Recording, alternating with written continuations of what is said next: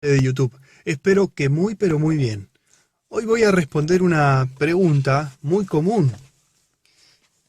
La heladera, si viaja acostada, ¿se puede poner en pie y enchufar enseguida, inmediatamente?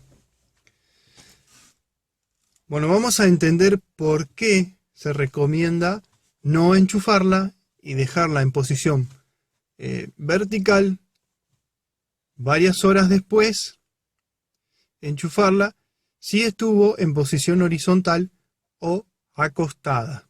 Si estuvo la heladera acostada, ¿por qué tuvo que viajar en esa posición?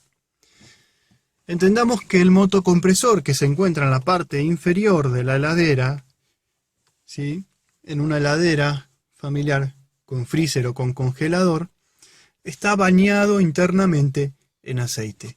El motocompresor hermético que normalmente le llaman bocha o balón en algunos países.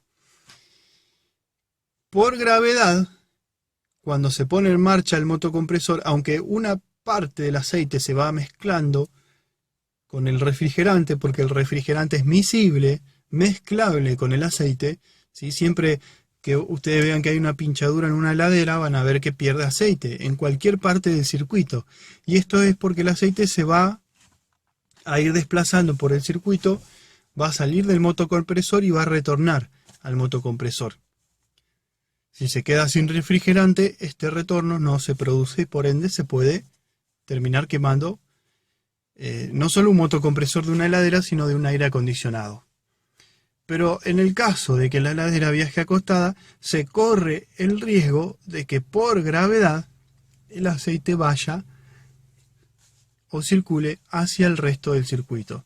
Y entonces si uno la pone de pie o en posición vertical inmediatamente y la enchufa, se corre el riesgo de que se queme.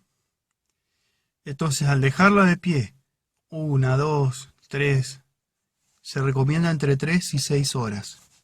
Al dejarla de pie, por gravedad, como el aceite es más denso, es más pesado que el mismo refrigerante, cae y se aloja en el compresor que está abajo de todo, la mayor parte del aceite. Uno podría decir, bueno, pero yo la acosté, la transporté, porque tenía que acostarla, la volví a poner de pie, la enchufé enseguida y no pasó nada. Bueno, cada uno es dueño de hacer lo que le plazca, lo que quiera. Yo simplemente doy una recomendación. ¿Sí?